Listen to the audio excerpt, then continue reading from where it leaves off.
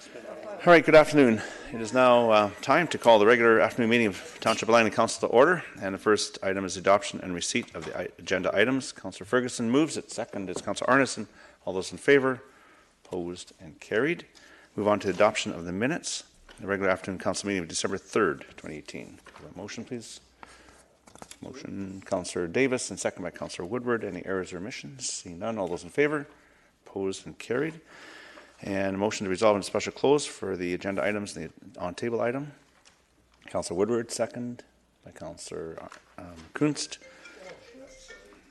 Once Councillor Davis gets his cell phone off, I'll ask Councillor Richter what she'd like to put on. I just wanted to add a legal if I could. Legal, okay. Thank you. So with that, show of hands, all those in favor?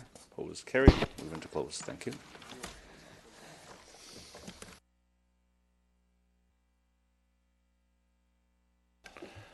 All right, good afternoon. Now I'd like to reconvene the regular afternoon meeting of Township Langley Council. And the next item on the agenda is the Langley Sustainable Agriculture Foundation presentation. Welcome here. And I'll put Mr. Malinchuk, I'll turn it over to you.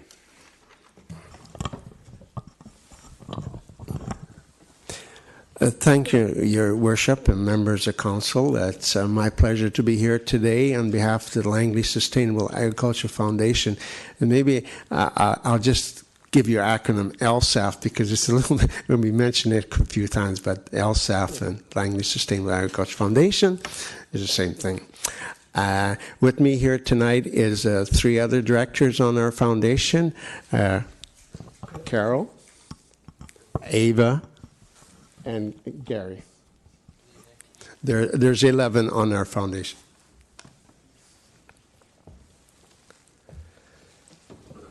So, could you move that one slide back and just a little? No, nope. One slide back. Go back. It would go back. There we go. No, that's forward. That's back. There's back. Yeah. Okay.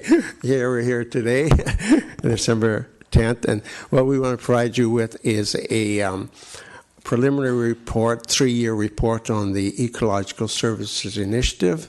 We call it ESI for short. And time permitting, Carol would like to provide you with a short report of the other activities of the Ag Foundation besides ESI for this year. Okay. So our outline today it would be the Ecological Services Initiative, some background. We have some new members on council, and welcome to Township Council. Background on the ESI, some of the achievements over the last 3 years, and some thoughts of the next steps beyond 3 years. And then Carol will take over and give you a little summary of the other achievements and activities of the LSAF. So again, this basically is a repeat what we would like to share with you today, background and achievements and recommendation. Now just a little background on the ESI. How did we get started and why did we get started? Ecosystem services produce benefits that people get from nature, such things as clean air, clean water, biodiversity, wildlife habitat. They all have environmental value to the public. A major tool used around the world to enhance ecosystem services is to provide an incentive or compensation to those who control the environment or the land which provides the services. The best known is a cash payment, often called a payment for ecological services, or PES for short. Since healthy creeks and rivers benefit everybody and are important to the whole community and region, it's reasonable that the cost of stewardship is shared. In January 2016, LSAF and the Township of Langley joined forces to participate in a province-wide pilot project. I want to add at this point that we are one of 6 pilot projects across the province to help evaluate whether it's possible and how to implement payment for ecological services on farmland. LSAF and the Township of Langley entered into a 3-year contribution agreement for implementation of the Langley Ecological Services Initiative. this point, I'd like to thank the township for being given us the chance to implement the initiative, and thank you for your confidence. Now, the Ecological Services Initiative here in Langley is focused on the Bertrand Creek, and it was chosen. As you know, Langley has at least 6 different watersheds, and the large one, obviously, is the Salmon River watershed. This one was chosen because it's quite closed in.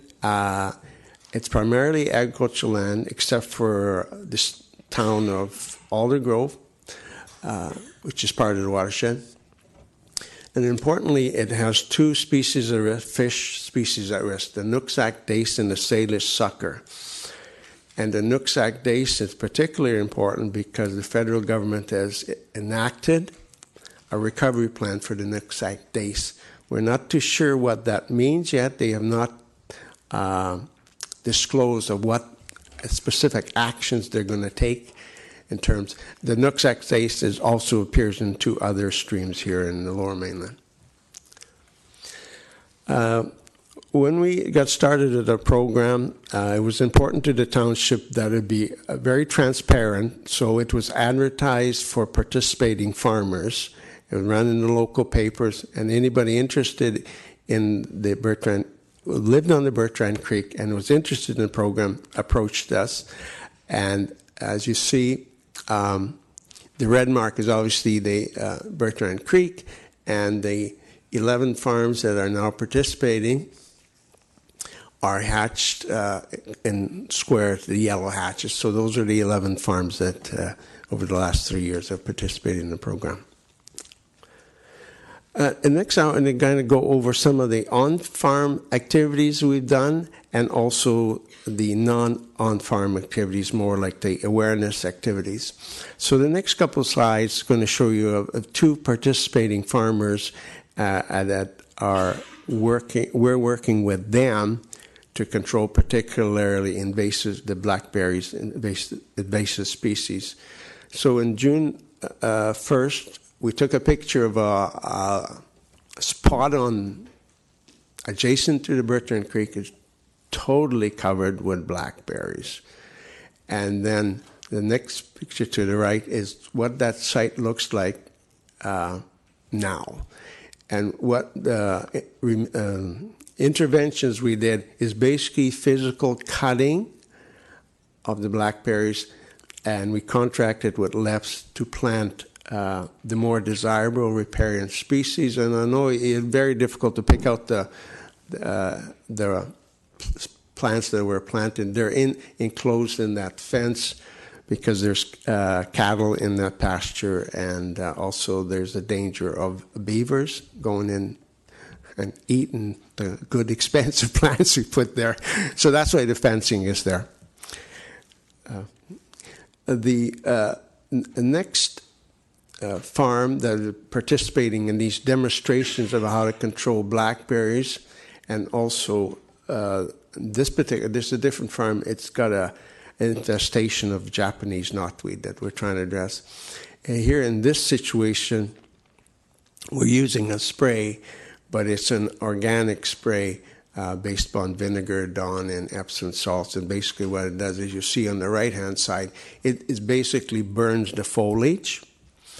But because these sites are very close to Bertrand Creek, we can't use commercial herbicides. So this is acceptable spray. And this is the first year, so we're anxious to see what will happen next spring. In addition to those 2 demonstration sites, the other participants in the program, we've encouraged them to take advantage of provincial programs that go way beyond the funding capability of our pilot.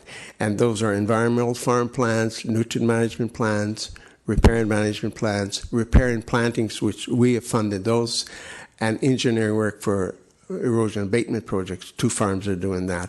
And except for the riparian plantings, those folks have access. We've encouraged them to do the environmental farm plan and access the funds out of that program to do riparian enhancement projects. In summary, on the on-farm portion of the program or initiative, there's several common themes in terms of repair and health. And there's invasive weeds is really a problem for all the farms on the stream. You got blackberries. You can see blackberries in the slides. Reed canary grass you don't really detect. And Japanese knotweed's not on this farm, but there's on a couple others. And there's another weed. It's English ivy. Unfortunately, it doesn't really pick out in this bit, but when those tall trees are, some of them are totally covered with English ivy, and some have died. And when they die, the root system decays, and they fall into the creek, and they take soil, which goes sediment on the spawning stream. So those are the invasive weeds is a big issue. Bank erosion is very demonstrated in this slide. It's cutting very close to that fence, and soil is coming in. Exclusion fencing, in this farm, they've done a great job on exclusion fencing, keeping the livestock out of the creek. And nutrient management plan is encouraged, and we've done a couple, and we're encouraged. That is managing the manure in a way that does not impact the water quality issue. Those are kind of the challenges that we find in this Bertrand Creek watershed. This non-on-farm activity, though it is kind of on-farm activity, but it's more the public awareness. We've had a farm tour in 2016 and 2018.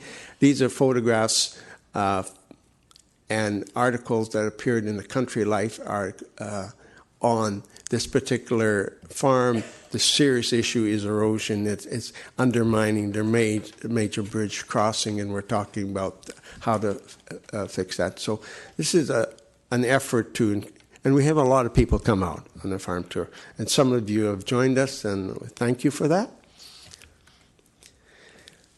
Now, in addition, other off-farm activities that we've engaged in over the last few years is we started off with an excellent video, and there was Mayor Froese was featured in that article. That was the kickoff of the whole program to get awareness in our community and beyond. We've participated in the Olive Grove Fair and BC Rivers Days, and I've circulated. I was presumptuous, and I gave you copies of our brochures for you all rather than spread them now. We go to these type of events and we try to get exposure and spread those brochures around to make people aware of what's happening. We have a website and Facebook now, and we talk about the activities of the ESI program in it to try to get a little wider exposure.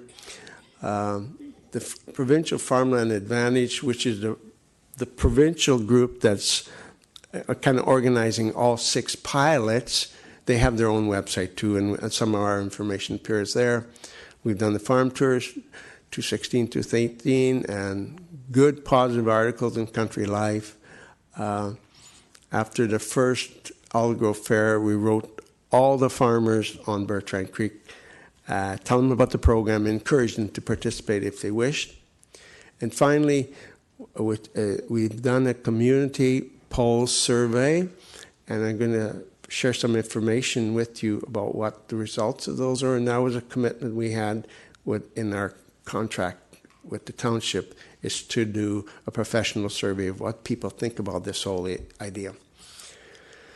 So there are a couple of slides about some results from the survey, and township staff have a copy of the entire survey and all the data. But we wanted to share with you some really key points that came out of that survey today. It was Mustel Group. Mustel Group were hired to do the survey, and they contacted 200 residents in Langley, urban and rural. And the first question, they asked residents to rate their concern about the local environment and ecosystem.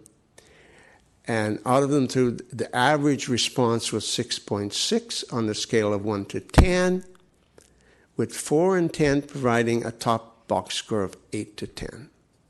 So I think it's a good result. People are concerned about the environment, and they said they are to the pollster. Now, after being provided with information about ESI, the Langley ESI, residents were asked for their overall opinion of the initiative. Overall responses are quite positive. Ecological protection, sustainability of farms, and protection of the ALR are viewed as key benefits. That key benefit. Now, here's some data I think you'll find very interesting.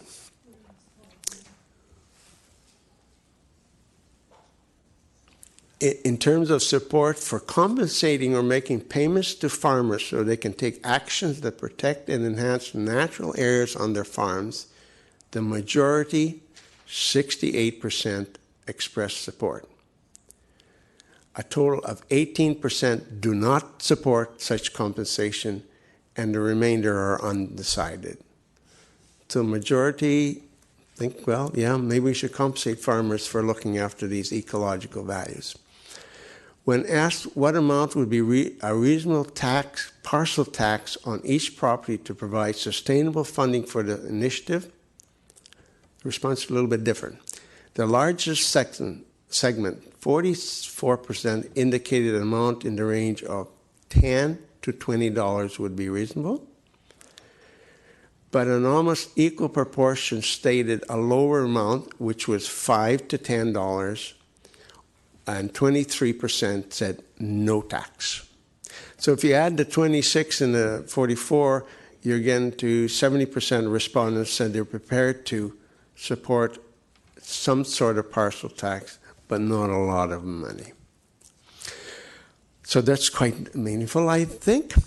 Finally, support is strongest to integrate the initiative into a province-wide agriculture program, rather than Langley run it by themselves. Because clean air, clean water, biodiversity benefits people beyond the Langley.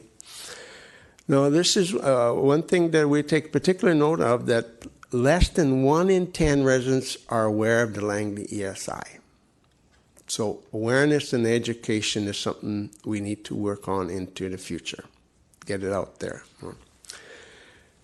Okay, a little bit about the money that the township has allocated to the program. In the contribution agreement, the township allocated $40,000 per year over 3 years.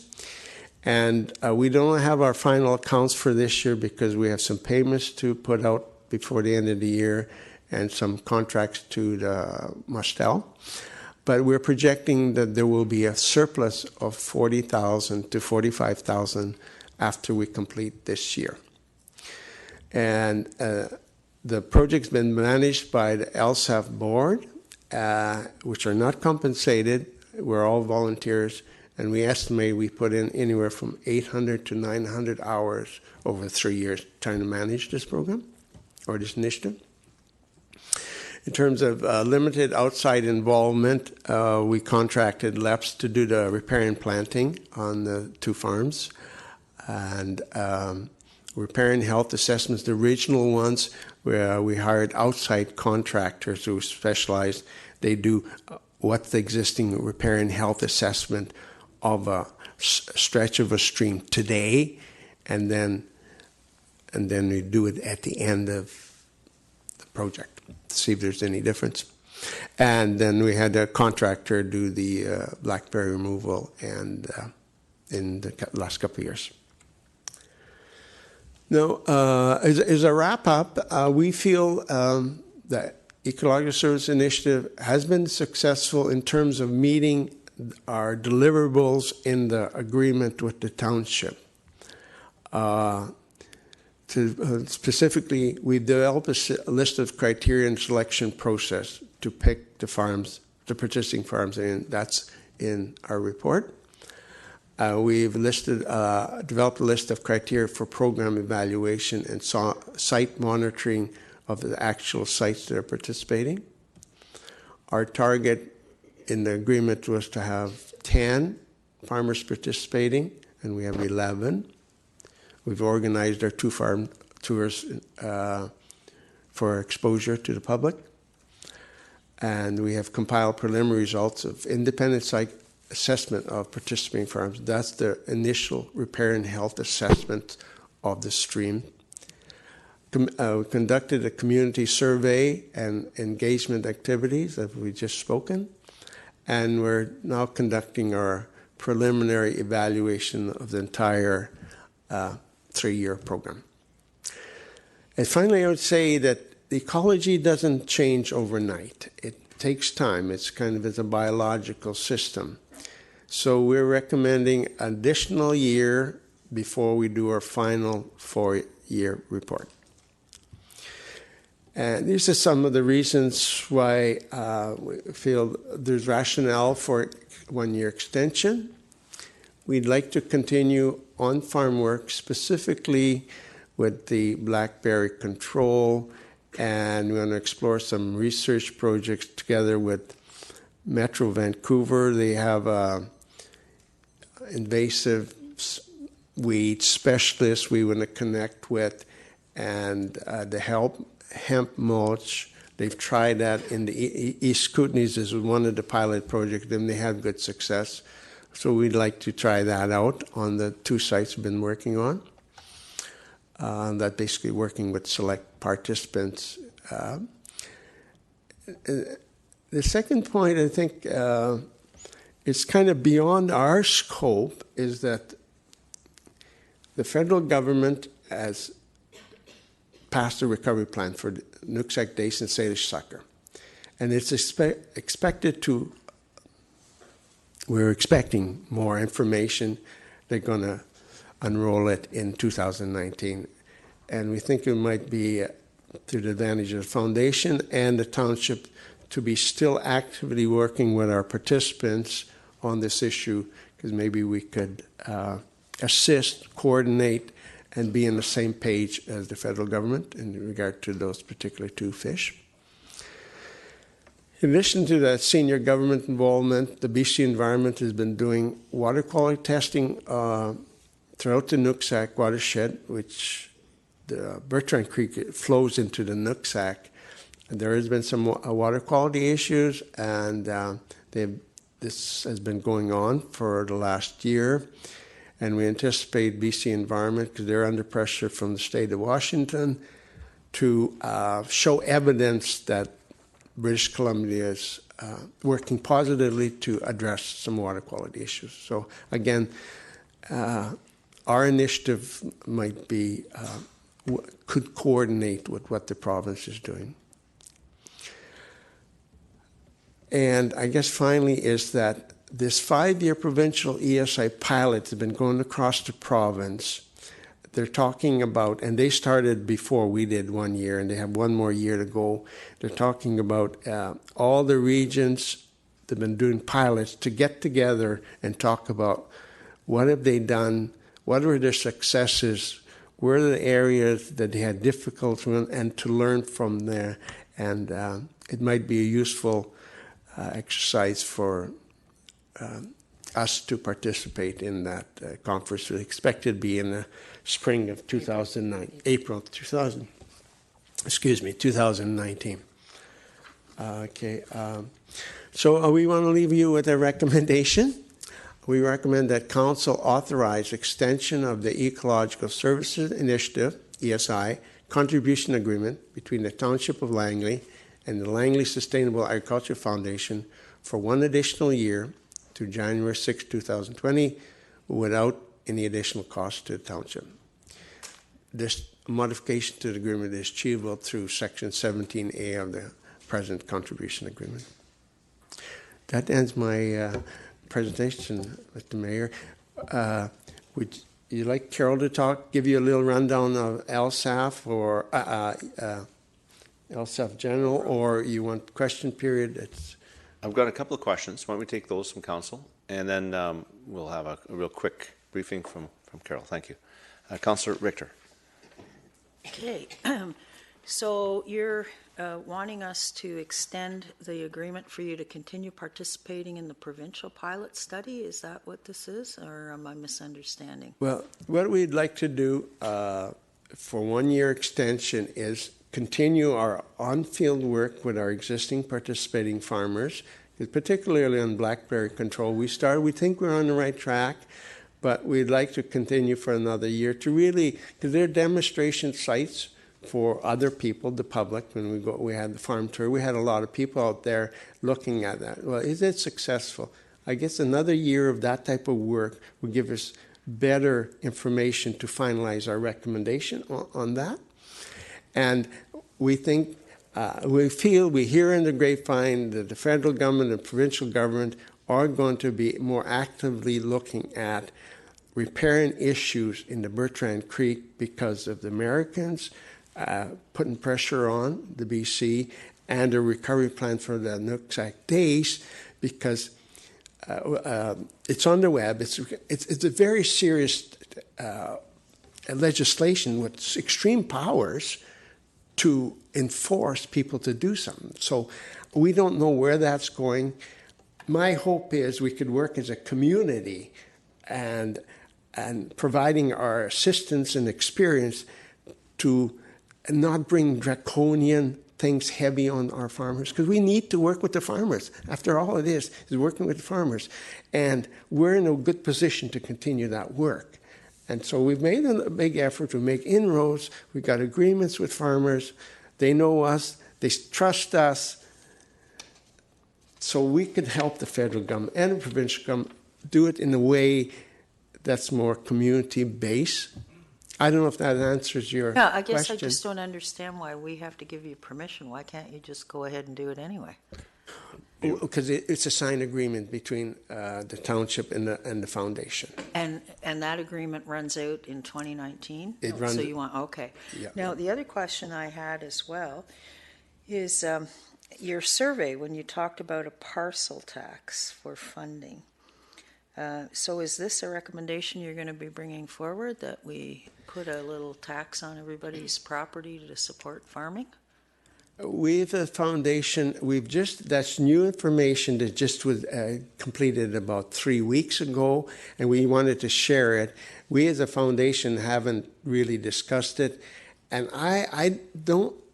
We will, but I don't. That kind of goes beyond our role.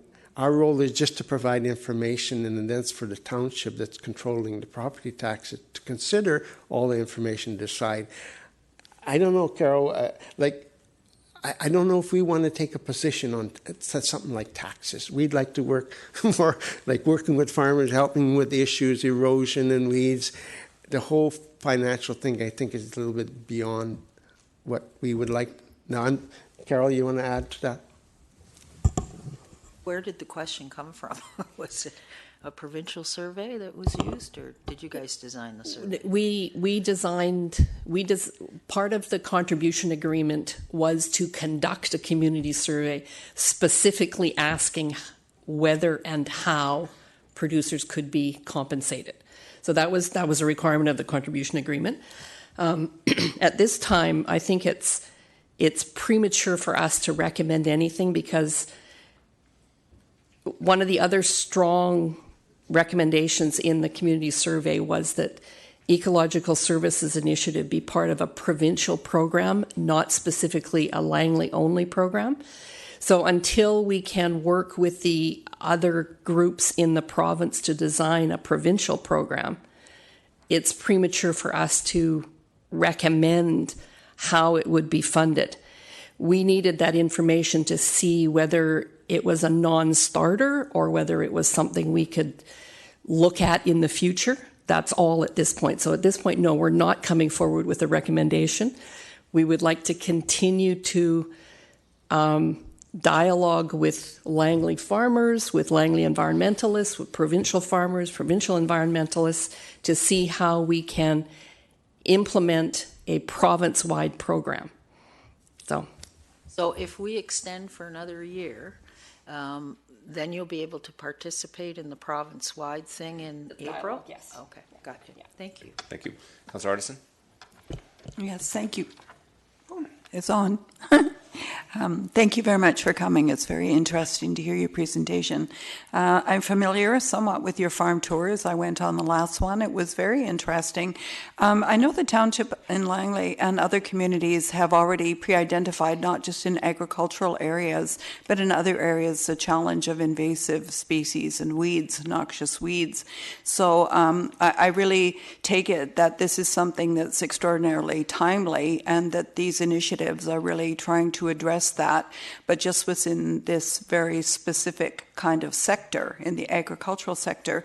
So I just wondered further to your comments, and I believe you talked about a metro initiative. Is that something you might consider working collaboratively with the Township of Langley as well as Metro to try and be part of that overall initiative to address that problem? Yes, I guess yes to your question. But Carol and I were just talking earlier today, that there are some researchers at UBC that are interested in invasive weeds.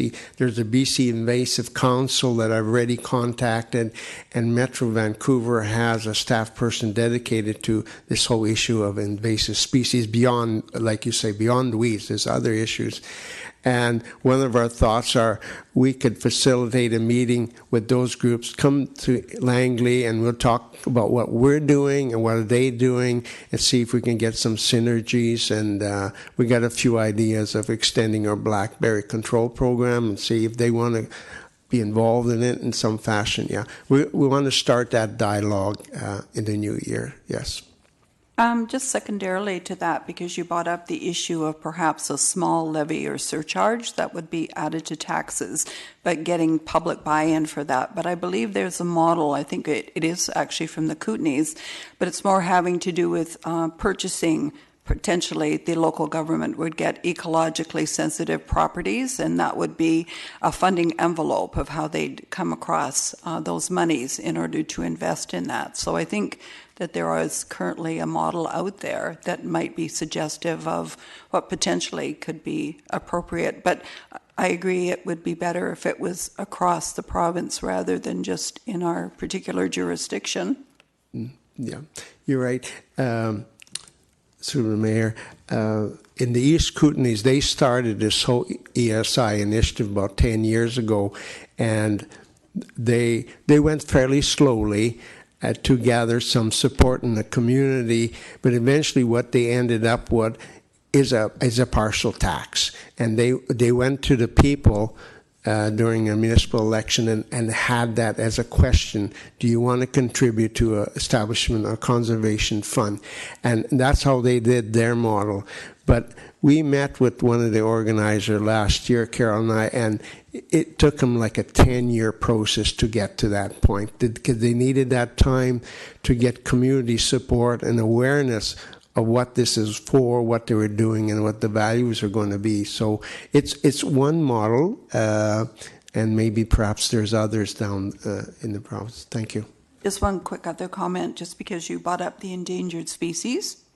So I'm wondering whether or not, it seems to me there's a lot of conversations from the DFO now about habitat, and whether or not there might be some funding available, especially as it is a cross-border issue and something that we have to address in our area, that it's impacting other areas. So maybe there is something that they could bring to the table in terms of grant or funding that would help that effort. Thank you. That's it. Thank you. Councillor Long. Thanks, Mr. Milichuk, for your presentation. I see the motion recommendation here, so we'll be happy to address that in a minute. But I did have a question. On the previous slide, it mentioned goats. So how do goats help us out here? Do they eat the blackberries? Yes. Yeah. Well, goats are amazing animals, and they've been known to eat just about anything, including blackberries. And when we started the project, we had contacted a person that has a lot of goats, and we tried to work out the difficulty with goats is the management of the goats. It's not like when we cut the blackberries and spray them, then we leave. With goats, David knows about animals. You have to be there every day. So it's the logistics of, and we're very interested in that. And it's probably one of the things we will talk about if we continue as an option for blackberries, because goats will eat. I could tell you a long story about goats because I have some clients at a dairy goat in Agassiz that has some tremendous success removing blackberries with goats. They are amazing, yes.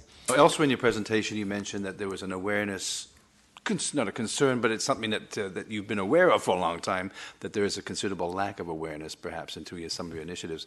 Now, I remember a few years back that you had a function with a lunchtime speaker, and from what I recall at the event center, it was very, very well attended, like packed out.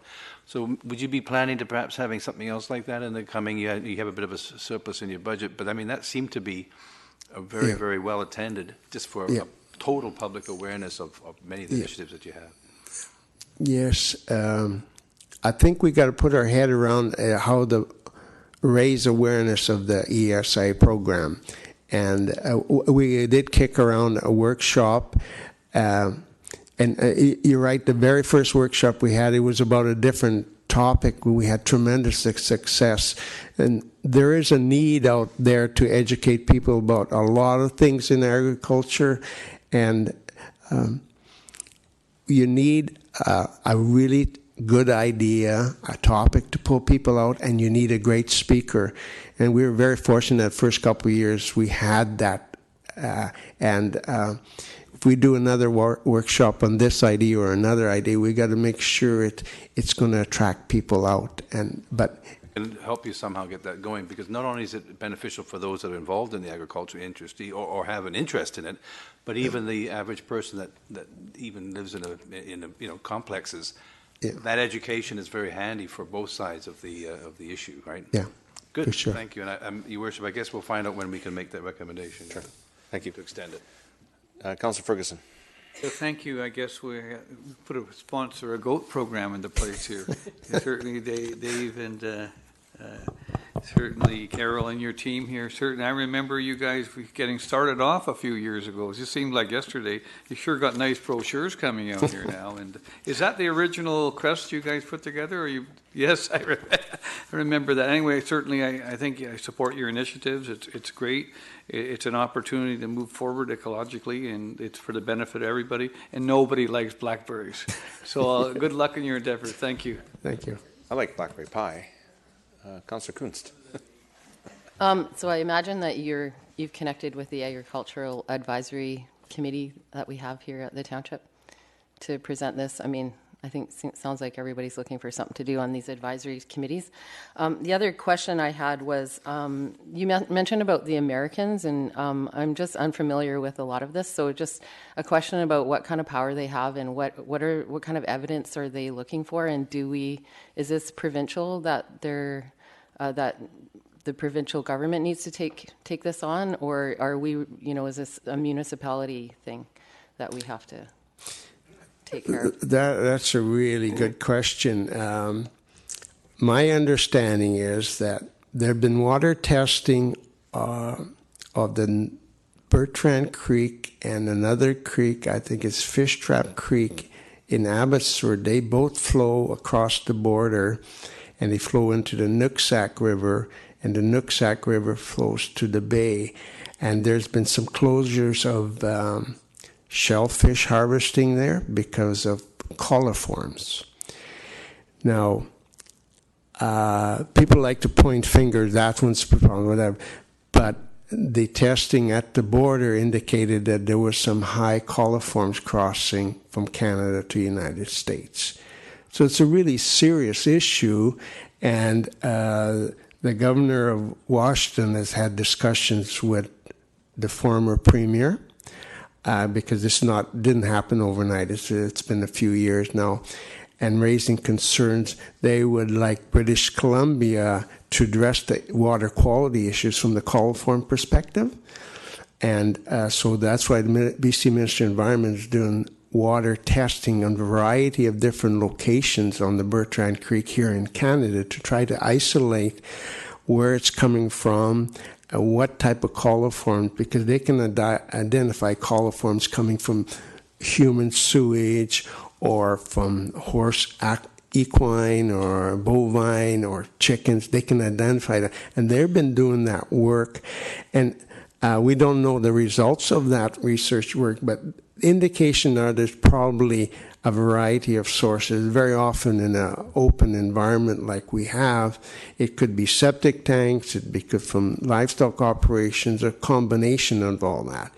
So the pressure will be on the province, because the province is responsible for water quality and land use. And what exactly they will do, we don't really know. They're just gathering information. From my experience, I used to work for the Ministry of Agriculture. We had the Environmental Farm Plan program that was trying to address some of these issues. And I could see them ramping up that initiative, working with all landowners in the watershed. And then that's what brings the township in, because the Birchland Creek goes right through Aldergrove. So we don't, I know it's kind of a long explanation, but it is a complicated issue. And in my earlier comments, our initiative, ESI initiative, is a very positive initiative. We're working with cooperation and encouraging farmers to improve practices. We don't want to get involved with any enforcement activity. That's for the province and the federal government if they wish to do that. But I spent over 30 years with the Ministry of Agriculture, and over the years we've had programs all over the place, and the ones that really worked well is programs that work with encouragement, education, and incentives. Ultimately, you need a heavy stick for the real flagrant situations. But very often this pollution can be so, it's not direct, it's kind of spread throughout. So, and that's really what we're doing with the ESI initiative. We're working with individual farmers, helping them change their practices, improve the riparian areas with planting, getting rid of, like blackberries, for instance, is a horrible plant for riparian health function. You need the native plants. You got to get them out and plant like Rouleps has done. So, and we've just scratched the surface of this whole issue. Sounds like I need to go to a workshop. Okay, our next workshop will be ESI, and you'll be all invited, like Bob said, raised awareness. Sure. So much. Thank you. Okay, before we go to that motion, Carol, did you want to add just a few things? And then sure. So just very quickly, in addition to ESI, Langley Sustainable Agriculture Foundation, and for the newbies on council, I'll give a background and the achievements of the last couple of years. So the background to the Langley Sustainable Agriculture Foundation is we're a nonprofit, all volunteer, established in 2011. Our overall purpose is to build agriculture knowledge and capacity in Langley. To do that, we look at public education, awareness, we encourage and support local food and agriculture production, and we encourage and support the protection and the sustainability of farmland. One of the big projects for the last couple of years is in 2016, we identified that the establishment of a heritage and agriculture center is a long-term goal for our organization. And since 2017, we have led the discussion with 13 other organizations, including the school district and KPU, towards establishing a center. In early 2018, the concept was separated into two components, a production land-based component and a food building-based component. LSAF continues to champion the production aspect with a subcommittee under the Langley Healthier Communities Partnership addressing the building-based component, which includes a food bank and processing and gathering all the food. The production team is working with the township staff to identify a potential site where we could set up a demonstration farm or heritage farm, depending on what is available. So the other thing we did this last year was assist the township staff to organize the farm tour, as Dave mentioned. According to staff, the farm tour this year was the biggest one in years. So we visited the 3 farms along Bertrand Creek, and at lunchtime we had a presentation from the Suzuki Foundation, who outlined the value of ecological services to society. This year we gave financial support to 2 organizations, Young Agrarians Land Linking Group. We have cross-posted their events on our Facebook, and they joined us at our booth at both Rivers Day last year and this year. We support the Small Farm Network, again with publicity, and we had financially supported their initial workshop, which was December 1st. There were about 30 new farmers, existing farmers, small farmers, mixed farmers attend that workshop. They have a very great interest in gaining lots of information. So I think that organization will continue. Communications is the other thing we do, particularly on the social media, the website and Facebook. We have increased postings and people signing up to look at our Facebook.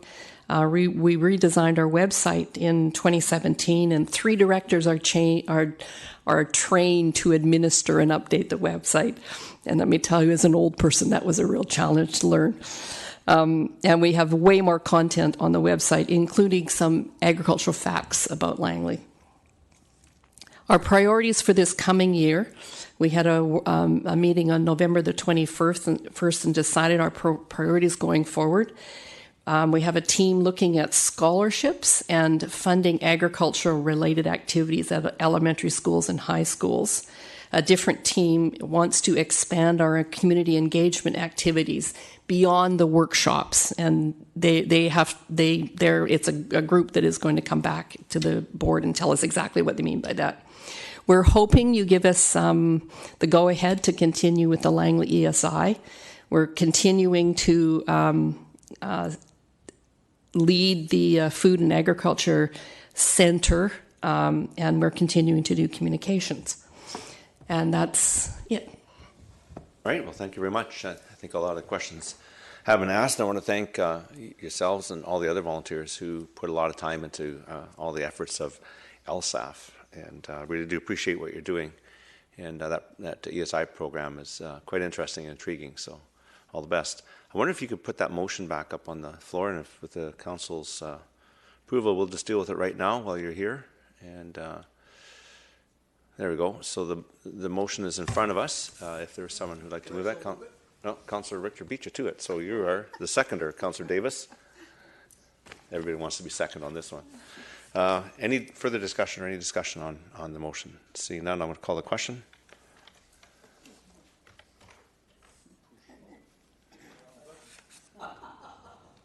And it carries unanimously. So you get another year. Thank you. And I wanted to mention, thank you for being so prudent with the money. You can carry on another year. So it's great to see. Thank you. Okay.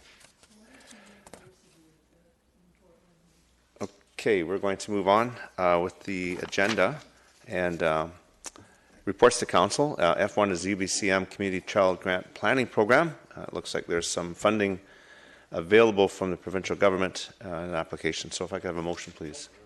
Councillor Kunst, seconder. Councillor Arneson, discussion on F1. Councillor Richter. Okay, so a couple questions about this. This is to do some planning work, but if we're going to do this planning work, does this mean the onus is then going to fall on the township to actually create the physical space and the spaces? Mr. Seffi has shaken his head saying no, but I'll let him speak to it. Okay. That would be subject to future council direction, Your Worship. Okay. It doesn't in itself create any additional obligations. Okay, thank you. Okay. And the second question is, I note on page 3, it says that the UBCM is going to award capital grants, but funding is limited, and the application deadline for this program is January 18th, 2019. So I guess we're not going to be eligible to apply for any funding grants. Is that correct? Because we won't be in time. We've got to do this study first. That's correct, Your Worship. Okay, and the third question that I had was on page 4. where it says, it is anticipated that the $25,000 maximum grant available will not be sufficient to cover all of the project costs. So how much more are we going to have to put into this? And what is it going to take away from? I note that it says in the report it's coming out of long-term planning, but... Mr. Seven. Your Worship, I'm going to defer to Mr. Chu.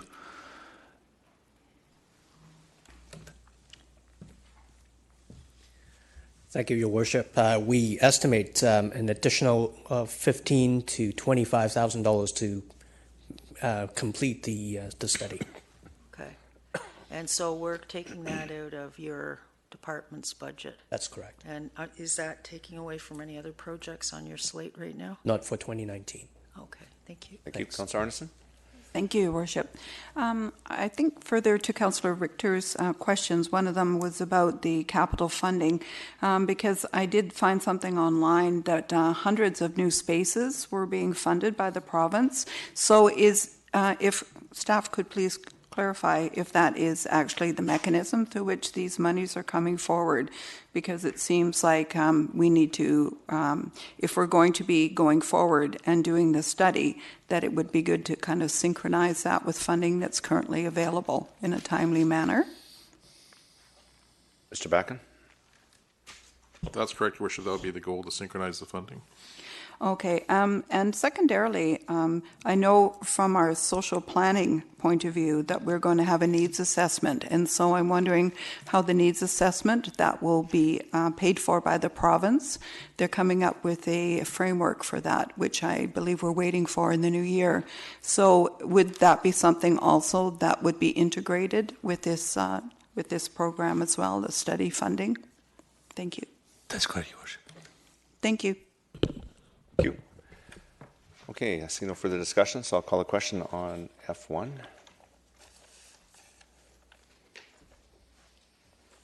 And it carries unanimously. Move on to F2, Agricultural Land Commission application number 100363, Worldwide Evangelization for Christ, Luke 15 House.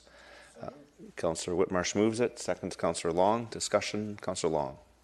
Thanks, Your Worship, and I've read the report a couple of times, and it's quite timely considering the discussions we're having in our community about the need for these kinds of facilities. But I'm curious and confused as to, there's been a hereditary historic use of this site for a variety of reasons.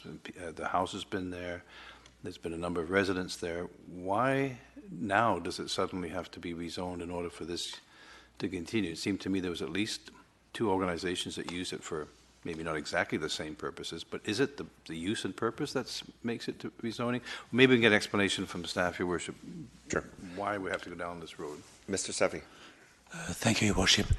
That is exactly it, Your Worship. It is the use that's changed.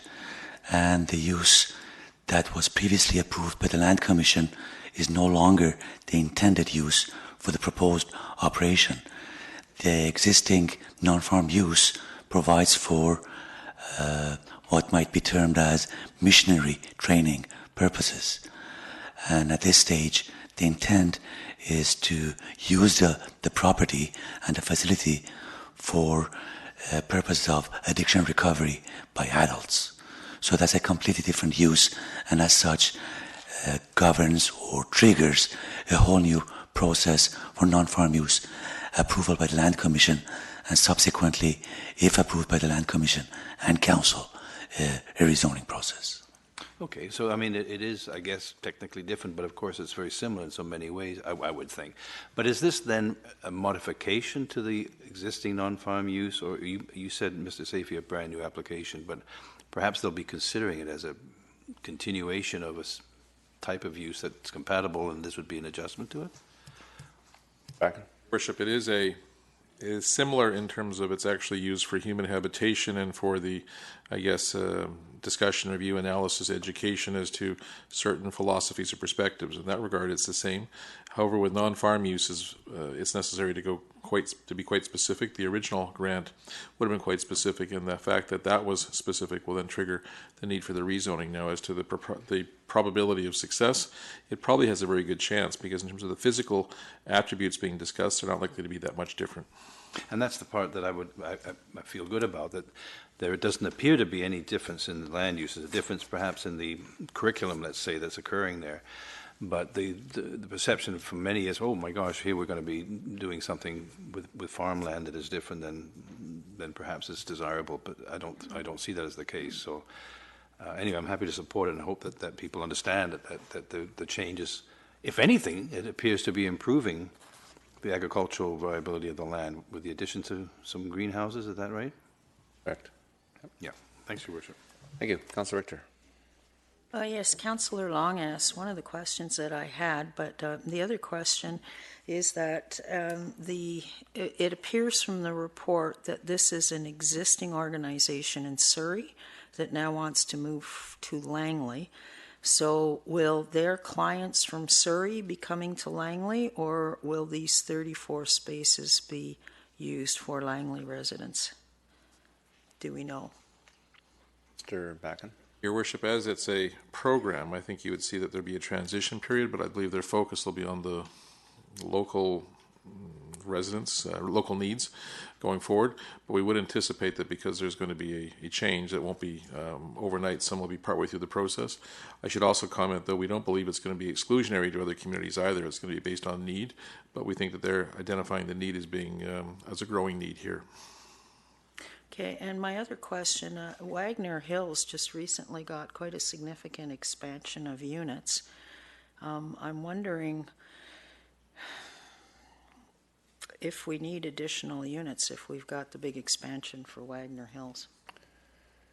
Your Worship, we understand, unfortunately, the need continues to grow, so Wagner Hills will make a significant impact on it. These folks are telling us that there is additional needs and that they feel they can be best addressed by the location and type of facility they're contemplating. Thank you. Councillor Arneson. Yes, thank you, Your Worship. Through Your Worship to staff, I did have a couple of questions. Just if staff could clarify, I believe the report said that the current zoning allows for 34 residents on the property. So is that, do we understand that's currently how many people are residing there at this time? Your Worship, the current facility in terms of its use seems to be winding down, so I would phrase it that at the maximum, at its height, it would have had the physical infrastructure for 34. At this time, we don't think it's quite that high. Maybe it's a bit transitory. More importantly, we think the use going forward would require some modifications or changes that would, I guess, affect the total maximum number. But the report, I think, is self-evident as to what it's suggesting, that it would be workable with those modifications being in place. Thank you. I noticed it did give us square footage, and so, but without knowing the exact number, which is trying to, I guess, pull a number out, we're not really aware of at this time.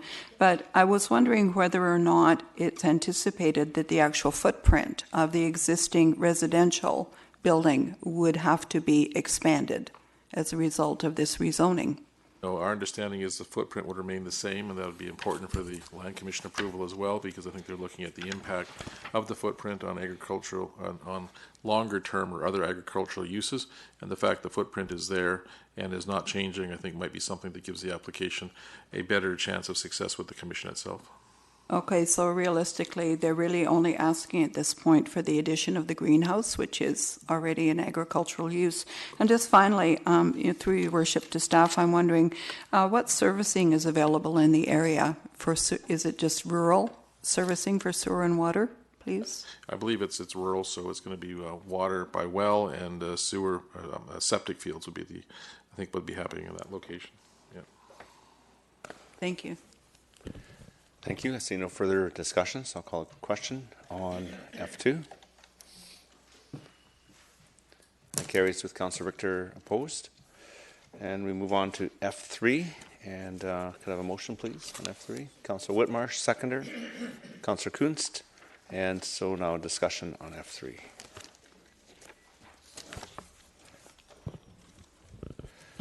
Councillor Whitmarsh. Oh, Councillor Whitmarsh. Yeah, thank you.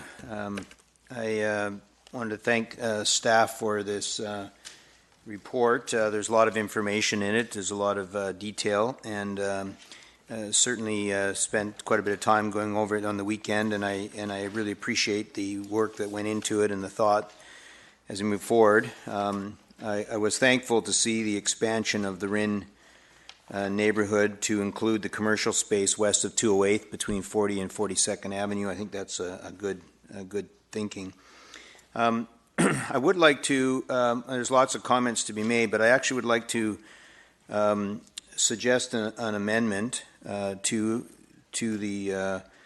the motion here, and that is, and to the document, that is around the concept of the neighborhood planning team. The neighborhood planning team is currently suggested to be 9 members, and I'd like to make an amendment to increase that to 12 members, to add 3 new ones, and to have those 3 members, 2 of which would come from the developed parts of Brookswood Fern Ridge, which is adjacent to these neighborhoods, and 1 that would come from the rural area adjacent to those plans to represent the rural area, so to increase that to 12 people on the neighborhood planning team. I do appreciate the 9 that are there. I think they're good suggestions, but I think we are missing those areas of developed Brookswood as well as the rural that would border there, and I think that's important, and so I would like to make that amendment to add the 3 new members. Is there a seconder? Councillor Davis seconds it. Sorry, Councillor Davis seconds it. So I'll open up the discussion on the amendment. Councillor Long.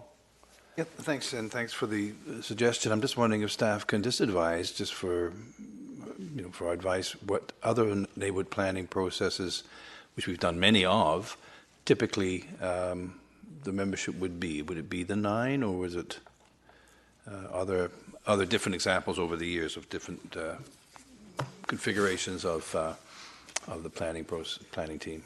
Yeah, Mr. Seffi, and it might be related. The most closest one to us is the planning team for the official community plan amendment at the Brookswood Fern Ridge just a couple of years ago. Correct, Your Worship.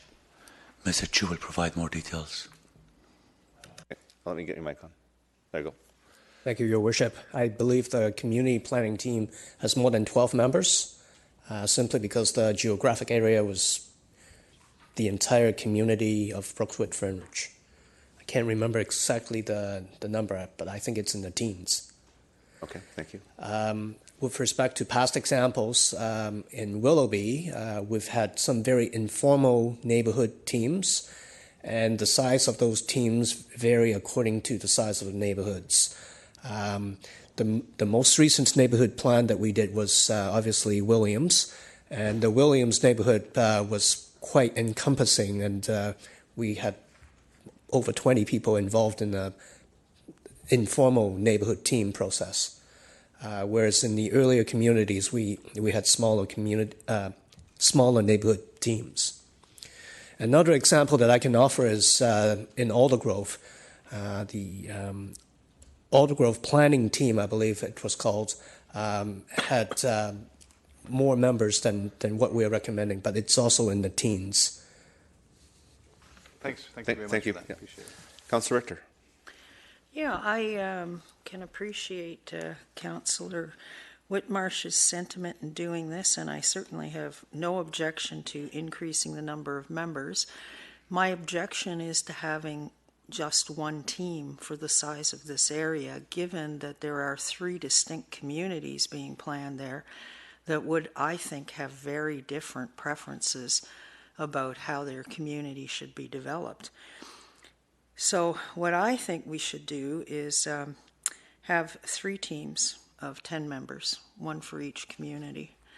So I'm not sure if I can amend this amendment. You could. I'm just going to ask before you get to that, Councillor Richter, and maybe staff can help also. Would it be just one way of doing it? And I understand what Councillor Richter is doing to make sure that there's representation with each neighborhood and there's a focus on each neighborhood. My concern is that if we have 3 teams, there might be a disconnect because of the area. If we were to maybe, if another way of doing this is to strike this committee and then also instruct the committee to form 3 subcommittees, which could then report back to the committees. So RIN doesn't lose sight of what's happening in Booth and Fernridge, and Fernridge doesn't lose sight of what's happening. The other ones are still that connection. So, Councillor Richter, I don't want to, but I think something like that That And- would work, yes. and then So and then it just would be the overall the overall 12 committee, people. and let them come back with the terms of reference. They may want to reach out and bring more people in. Have task forces in each Yeah. of them. I could live with that. That would Okay. work. So if you want to make that amendment. Yeah, I'll make that amendment. Okay. So it's an amendment to the amendment, and that would be to instruct the neighborhood planning team to strike 3 subcommittees and come back to council the terms of reference. Would that be appropriate, Mr. Backen, or how would you best? It is, Your Worship. There's the underlying issue, though, which remains as to the size. So right now the motion was as to size, so it'd be appropriate to say how large this I think overarching it committee should be at least 10 members of each community. There's a lot of interest now in Brookswood. So then the subcommittees could then go out and bring in applications. Is that correct? Or the main committee could then go out and seek applications to fill the subcommittees from the. So just to be clear, then right now it would remain at 12 or 10 with the ability to expand by having that group to go out to the community to add additional members for the subcommittee. Oh, Yes. I like the 12 members. I agree with Councillor Whitmarsh. If 12. we're going to have an overall group, Okay. it should be 12, and each area gets 4 members or whatever. But then we have the 3 subcommittees of 10 people each. Yeah, and the 10 could be drawn from the 12. It could be 10 out of that 12, or we could say want to bring in 2 more members from each community onto the subcommittee. So you still have the 12 to draw from, and then you're bringing in a couple of, so that would be 4, if in a perfect world. But it could be 8 from the main committee, and then bringing in 2 or 7, so it brings that mix in. I think is what Could it add up to 8, if you will, to the subcommittee to create the task force that then could deal with each plan area. That's right. Okay, so maybe we can get that wording from the clerk, and then I've got some other speakers. I just want to, Ms. Bauer is a little confused, but between the two of them, they're going to figure out exactly what we mean. Point of order, Yeah. Bishop, please. Sure. Can we not just vote on one thing at a time? Well, it's amendment. Now we're doing an amendment to the amendment. So But they seem to be quite different. yeah, but it does deal with the numbers on the committee. So we'll just do it this way. It's simple enough. There's no dispute on the original 12. It's just. Let's vote on that.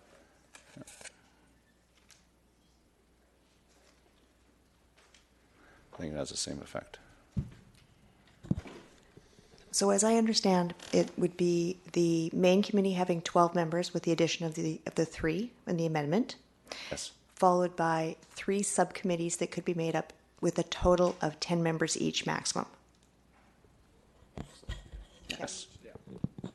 Okay. I think it keeps it simple. We'll let the committee.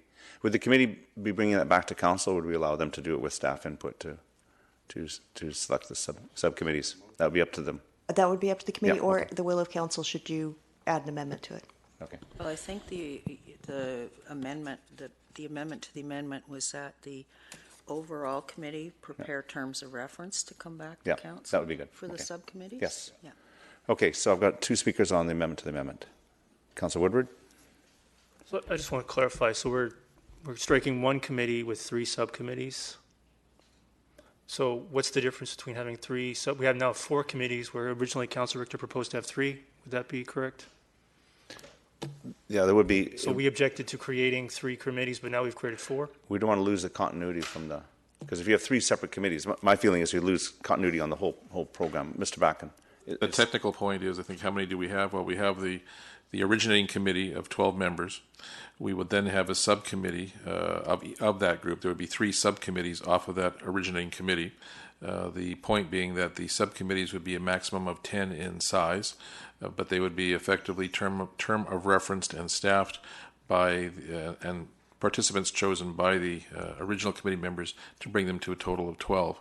I believe the point being is that when it actually comes time to deal with the overall planning process, it would be the committee of 12 that would be fielding the input to make sure that there is some cohesion between all of the plans, such that it would be the originating 12 that would be the determining factor as to what the plans were being recommended to council. No, that's where I was going next, so thanks for mentioning that. So council's going to choose the 12, and then the 12 are going to choose the other people that are sitting on the subcommittees. That's technically what I think you just said, right? Is those committee members will now go and find other people to put on the subcommittees? So that's my understanding of the intent of the amendment to the amendment, but we can check that with the mover. Terms of reference would come back to council so we can determine how they choose those members. Okay. Is that? So how they choose the members, not council choosing the members. Then. Unless we change the terms of reference when it So comes to us. I think what the mayor is suggesting is I would presume that the terms of reference would come back, and it's a big presumption, with the committee selecting the subcommittee members. Council at that point, upon reviewing the terms of reference, could alter that to suggest it must be approved or chosen by council.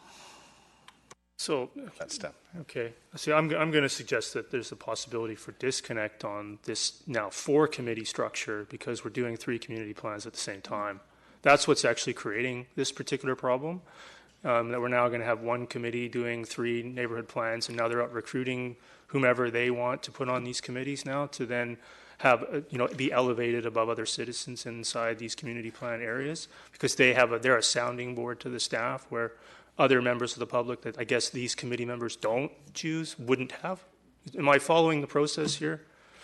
Because I wanted to mention a question on Schedule A, which was specifically the application form. I wanted to make sure that this wasn't a typo, that you have to select one of the 3 categories, which is that either you live or own property, live and own in Booth, Frinridge, or Rynn, or you live and or own. That would be a separate category of people so they would own property, live, could be living in Toronto for all we know, and they would actually have a seat on this committee selecting other people.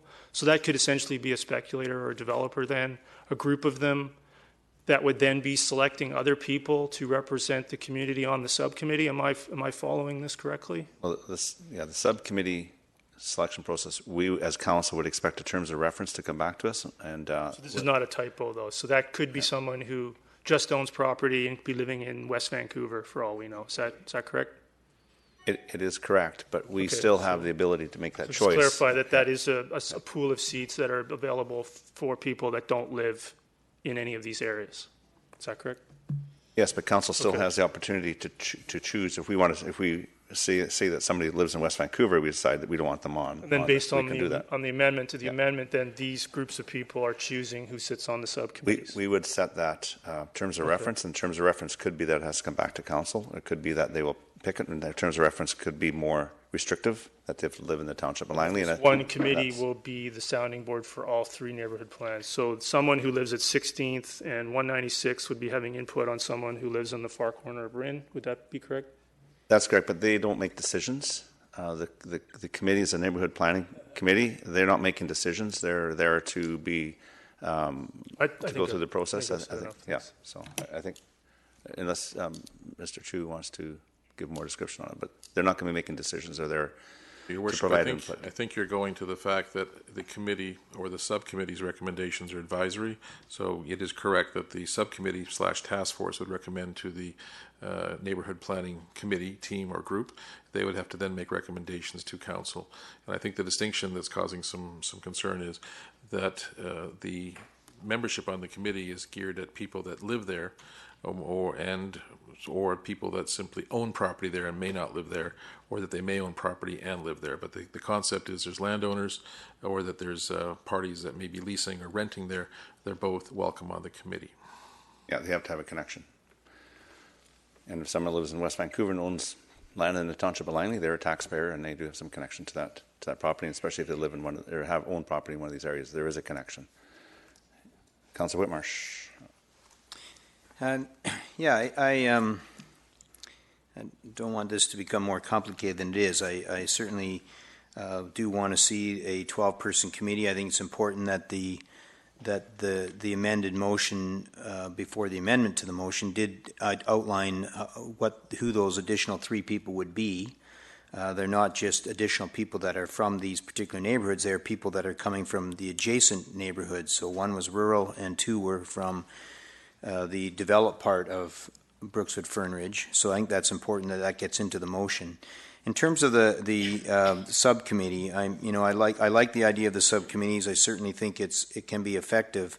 I do have some concerns, possibly maybe the same concerns that Councillor Woodward has about them selecting their own group of people. I recognize that we as a council have to decide and approve that.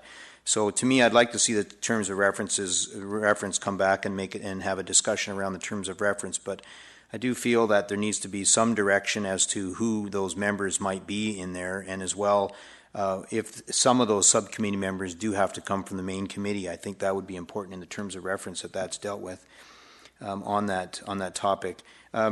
Just in terms of the comment that Councillor Woodward has made about this second category about persons owning property and or residing, it does, as I think, as Mr. Backen identified, it does allow for people who own property but don't live there. As Mr. Woodward indicated, they could be on the committee, but it also allows for people who reside in one of those neighborhoods who don't happen to own property. And that's the reason why that category is an important category, because residents who live there but don't own should also have the opportunity for a voice, as should people who own but don't reside have the opportunity for a voice. So in terms of the 12 people on the committee, it could possibly be a mix of those two categories with a total of 3. So I'm supportive of that, but I'd like to see the terms of reference come back, and I do have some concerns. I think it needs to be very specific about who those people are and how they'll be selected. Thank you. Thank you. And I see staff are taking notes, so when they go to initiate that, there'll be some guidance from staff, I think, to what council would like to see. Councillor Richter.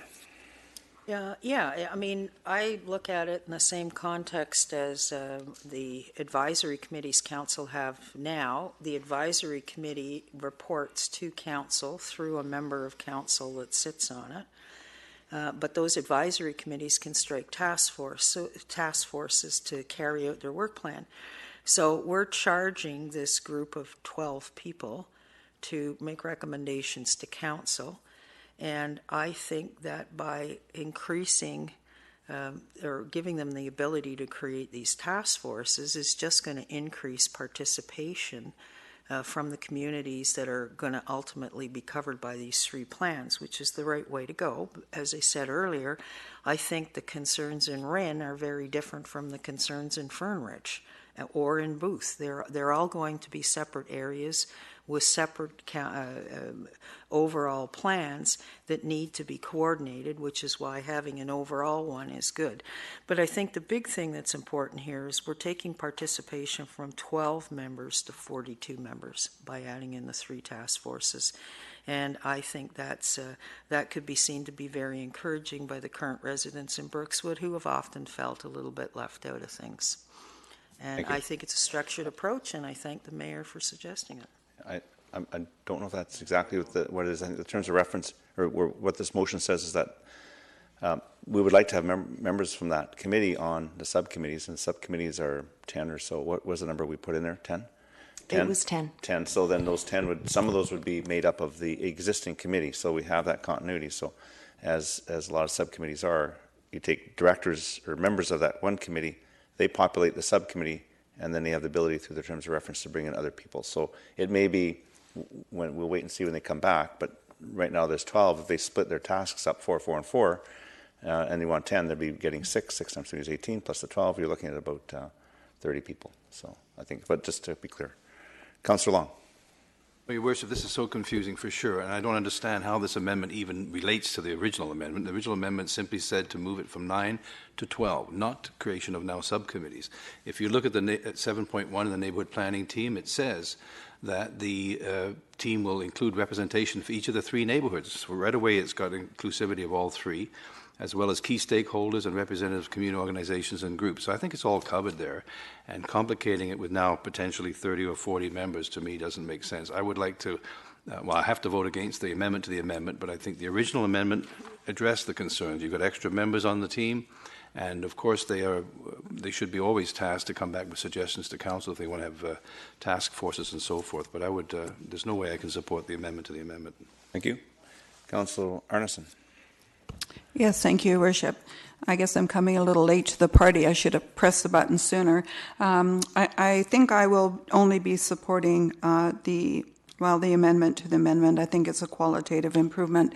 But I just want to say that we received a lot of correspondence regarding this. I think it's premature to be doing this, and I think that it would have been better and more prudent should we have reflected on this longer and allowed the community who is keenly interested in this process an opportunity in early January to come back to us. It is clear to me with the conversation around the table that this to me, would have been a better discussion at a CPC meeting, so that we could have had a presentation for one thing, so that we would have had more information in a detailed manner, so we could ask questions rather than an ad hoc basis. So I'm going to vote on this, but overall I'm very not impressed with this process, because I think it's premature to bring this forward at a time when clearly I don't think we're disadvantaged in any way by waiting a few weeks till after Christmas, so we all have time to address this and we can have an adequate staff presentation. Thank you. Councillor Ferguson. I'm really coming late to the table. Okay, yes, I'm going to speak to the amendment and I believe that what had happened is that we are looking for the very best for the Brookswood Fernridge community, the 3 Rin booth in Fernridge.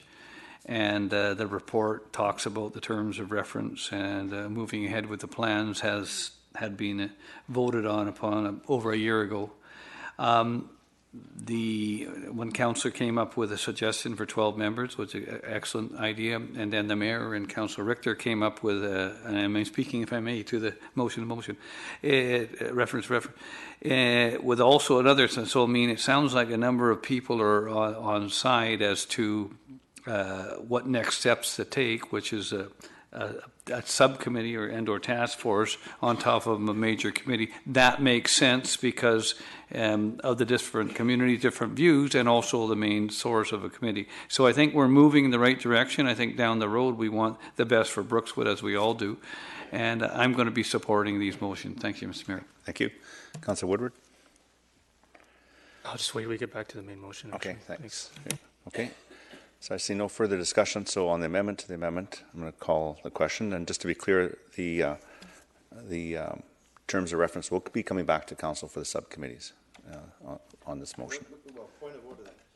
Your Worship, your motion says something about 10 members for each subcommittee. That's right. Can we take that out of there? Because she's saying in terms of reference, we're coming back, which is a much better idea. Well, then we could change it there if we felt it was necessary, but that is the terms of reference. Yeah, we can still bring it back. Can I please hear the motion then? Can you read the motion, please? The amendment to the amendment.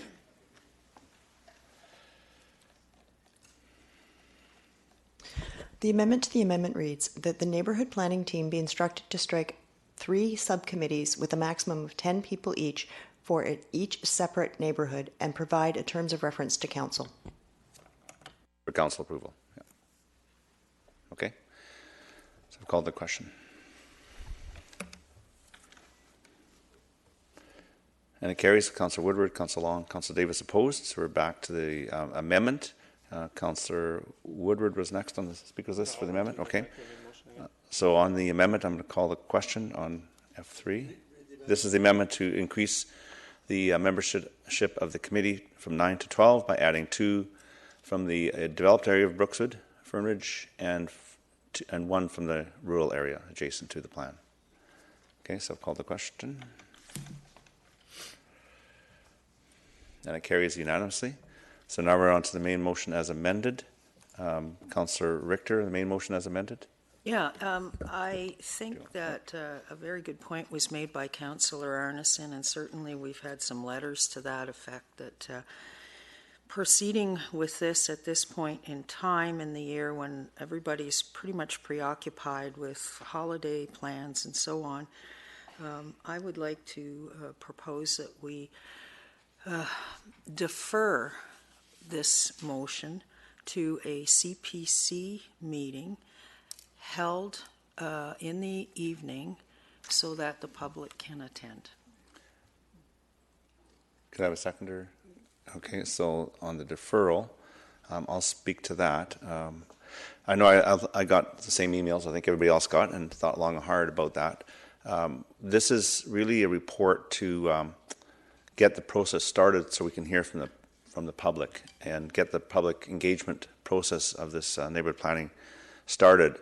There's going to be a lot of opportunity for the public to participate, and I know we just passed the motion on the or passed the amendments on the size of the committee and making sure that we've encompassed the area, but that committee is going to be small in comparison to how many people are going to come and provide input.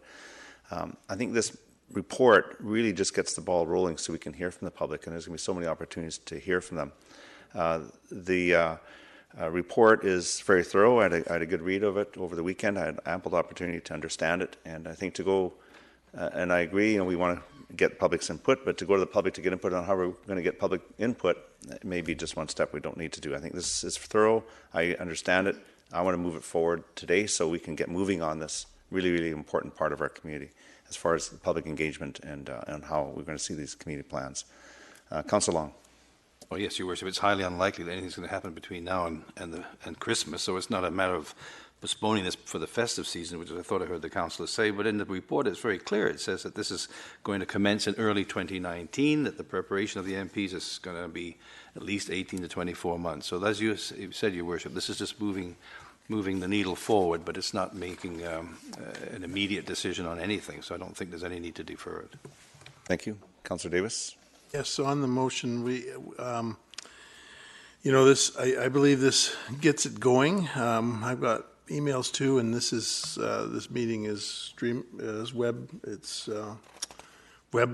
streamed. I have no issues with having it in the evening, but everything's recorded here. But it's also to say what Councillor Long said in here. It says it's going to get started in 2019. We voted on this quite some time ago, and we need to keep it going, keep it moving. Thank you. Thank you, Councillor Arneson. Well, thank you, Worship. I think I've already made a pretty pointed comment about the fact that I don't believe, if this has a trajectory that we're saying, well, we're relying on past decisions and now it's time to go forward, I'm really rather dubious about the fact that we shouldn't look at this and be very reflective and say, if we know anything about Brookswood and Fernridge, we should definitely know by now as a council that there is a huge amount of interest from the community as to what is going on. And if we are presenting something, it seems innocuous to us. Well, it's a framework and we're talking about terms of reference and community groups, but I don't see why we would not take a little pause to consider. I don't think that the 6 emails or however many we got is actually reflective of all the individuals in Brookswood Fernridge who actually would like to come out and have at least an opportunity. Over the holidays, I'm available. If somebody wants to ask me something upon reflection about it, I think I should be able to bring that forward. I'm a representative of the people here, and so I look at it as an opportunity to say, what is their interest in the matter? And if their interest in the matter is, A, we don't want to or cannot come to an afternoon meeting, that's a huge issue. And number 2 is, what's the remedy? The remedy is to have it at a different time in an evening meeting where more people have an opportunity to come and speak to the issue. There may be 50 people that come and they're all clamoring for something that we have no idea, about something that we, through our own lens, have overlooked or decided it wasn't that important, etc. I think it's most important as we go forward for something that's going to be in place for the next 40 years that we at least take the temperature of the room. Thank you. Councillor Whitmarsh. Yeah, I think that we've taken the temperature of the room for 14 months since the OCP was first approved. We knew a month ago we made the decision to move forward as a council with 3 plans coming together. We were told at that time that staff would come forward with a report to us, so we've had that time to reflect and know that's coming. We just made a decision tonight to expand the neighborhood planning team from 9 to 12 members with task forces to add up additional members to make it much more publicly engaging. The document is full of all kinds of public engagement opportunities, and it's based on the public engagement strategy that we've put together when we first 4 years ago when we started thinking about Brookswood OCP. So for us to say that we're rushing things or continuing to make this comment about rushing is just simply wrong. We need to keep moving it forward. This is a framework. It is going to begin happening in January with so many public engagement opportunities. CPC is not a public engagement opportunity for people. The public engagement opportunity, let's get going. Why would we stop public engagement? Let's get going and have it start in the new year. So I'm going to support moving forward, and let's get the public going. Thank you. Thank you. And Councillor Ferguson.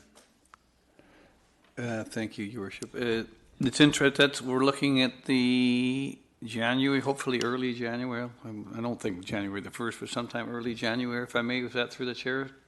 Through the clerk? Is that the indication? This would be the deferral motion to. The referral, is that, No, but is that the indication, if I may? the next January meeting, next meeting in January is when? 14th. 14th, thank you. That would be a council meeting. I think the motion is for a CPC meeting, Okay. so that would have to be scheduled at some point, Okay. Your Worship. Okay, thanks. I mean, I look at this, we've had some very good discussion on referrals, and I think we've done the right thing regarding that. I don't see any problem delaying for a few weeks, something that we can go over. We've got a number of new folks here, including myself coming back. It's a lengthy report. I don't imagine that we're going to be getting into a big debate with the citizens. I think it's important to let them know how we're proceeding and how we're proceeding forward. So I don't think we're delaying too much. It's only a few weeks, and if it was longer or if it was more of an in-depth, amendment, then I'd say, gee, we've got to move forward. But I think this is a simple request. And since it's a simple request, after quite a bit of good debate we've already had, I have no problem with something simple like this. Thank you, Mr. Mayor. Thank you. Councillor Woodward? Yeah, I think I'm also going to support it. Not in terms of delays, but in terms of the fact that we've been at this for, 40 minutes or something, and I haven't even gotten to 5 questions that I have. I've still been waiting. Well, I've been waiting to get back to the main motion. Everybody keeps making referrals and other amendments. So I think that actually speaks to the fact that this does need a bit more time in a more inclusive setting where we can get some more ideas on the table. The big issue here is that for me, as you can see that with my first notice of motion, that it's the previous council that made the decision to do this. 3 neighborhood plans at the same time within 21 months. This council didn't make that decision. It did at the first notice of motion. It reaffirmed that decision without much discussion. The first council meeting. It seems to me that this needs to go to CPC or the workshop process so that this council can get a bit more buy-in rather than this whole thing going down 5-4 or 6-3 for the next 2 years. I don't see why we can't take some more time to get some more inclusive in council just because you don't need our votes. I don't think that that's a reason not to not do that. Thank you. Your Worship, just as part of the motion, it was referred to a CPC, an evening session. Now, ordinarily, we do that on Mondays. We may wish to specify what's available, because I can tell by looking at the calendar, which council doesn't have before them, that Mondays probably aren't going to work. So if we could just give a general range in terms of the... We'll have to poll council, I think, in the new year then. Okay, Councillor... Okay, so I'm going to just go to Councillor Richter quickly. Okay, January 7th, Monday night. There's no council meeting. We could do it then. Okay, so if this is to pass, okay. Okay, Councillor Davis Councillor Davis is next. Okay, so we need more time. We need to do it at night, but a CPP meeting is always done in the day. Well, it has been in 7 years that I've been here. So let's take more time. And can we instead of saying, Councillor Richter, can we change your motion instead of to a CPP? Can you not say to a council meeting on the 21st? Because I won't be here on the 7th and I won't be here on the 14th. I want to be here. Or we could, I think, Does that? it could come to council meeting. And then it gives the public an opportunity to be here to see what we're talking about. There will be no interaction. But I think that's what I'm getting hung up on. We got to make a decision. That's what we were voted for.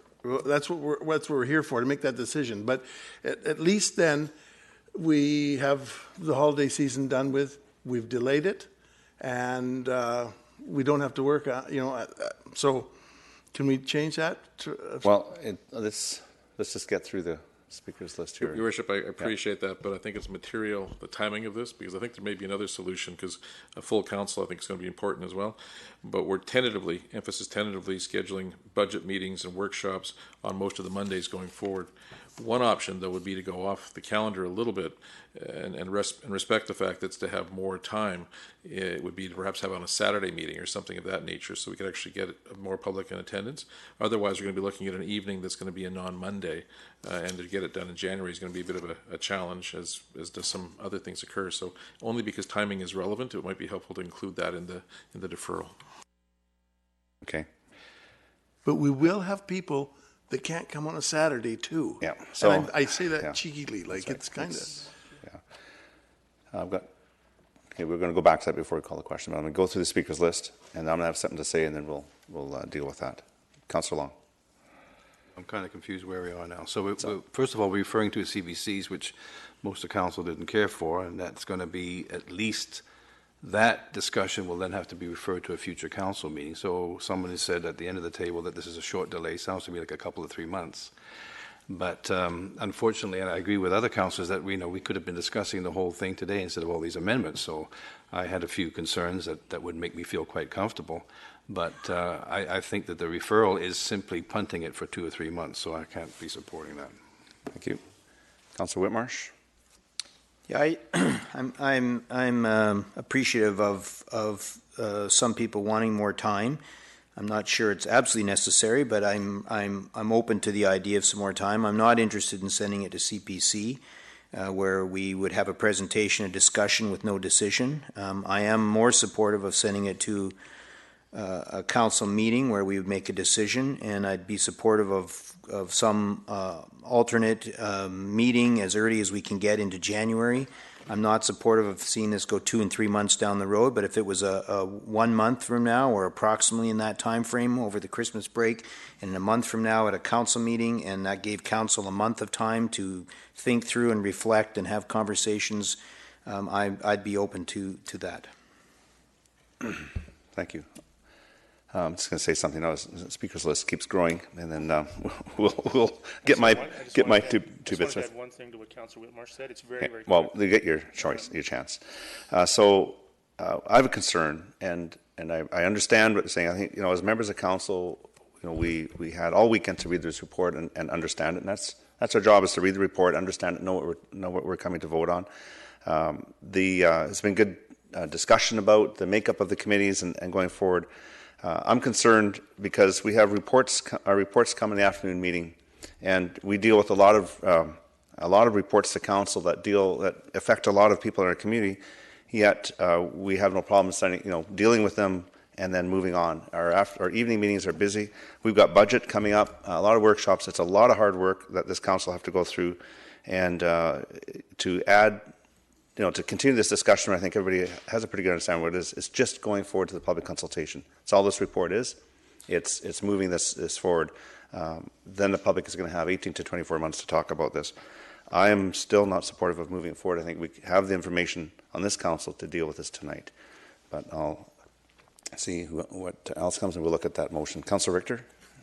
Yeah, I like Councillor Whitmarsh's suggestion, and in no way was I suggesting that this be deferred for 2 to 3 months. I think people are making insinuations that were not made. I think that we could probably fit something in sometime in January that could work with everybody's schedule, and I think it's important not only that we understand it, but that the public has time to digest and understand it too, because this is their home. This is where they live. This is their neighborhood.